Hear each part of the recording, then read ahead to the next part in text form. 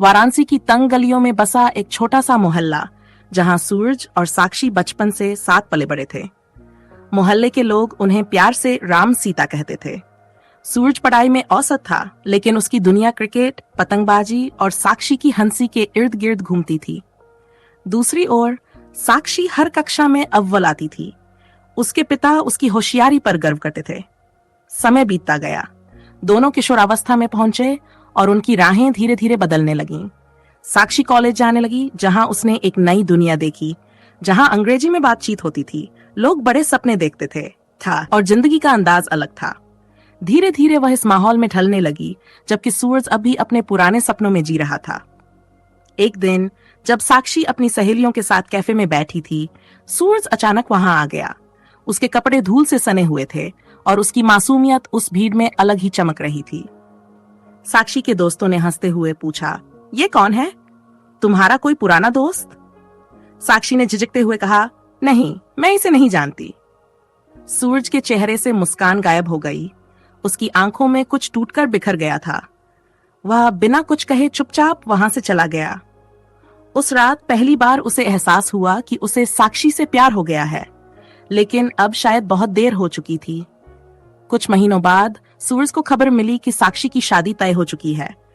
उसका मन जैसे किसी ने मुट्ठी में जकड़ लिया हो।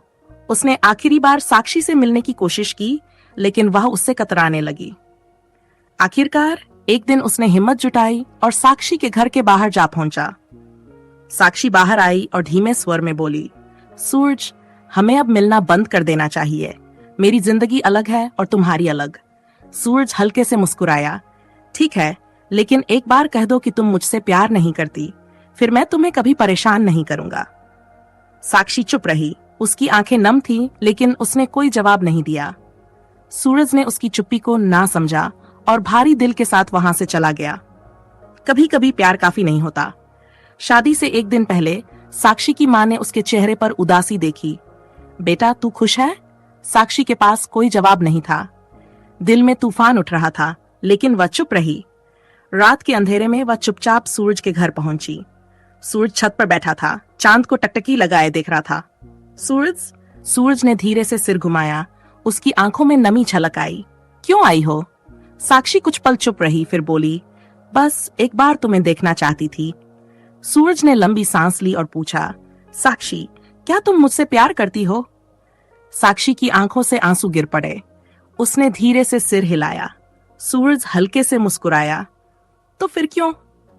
साक्षी ने कांपती आवाज में कहा, कभी कभी प्यार काफी नहीं होता सूरज, जिंदगी बहुत कुछ मांगती है। सूरज ने उसकी आंखों में देखा और धीमे स्वर में कहा, मैं हमेशा तुम्हारी खुशी के लिए दुआ करूंगा साक्षी।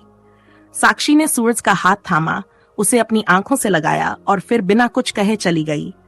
एक अधूरी मोहब्बत का आखिरी खत। साक्षी की शादी हो गई, वह अमेरिका चली गई। सूरज ने अपनी जिंदगी सिलाई मशीन के धागों में उलझा दी। वक्त गुजरता गया, सालों बीत गए। एक दिन बूढ़े सूरज के दरवाजे पर डाकिया एक खत लेकर आया। वह अमेरिका से था।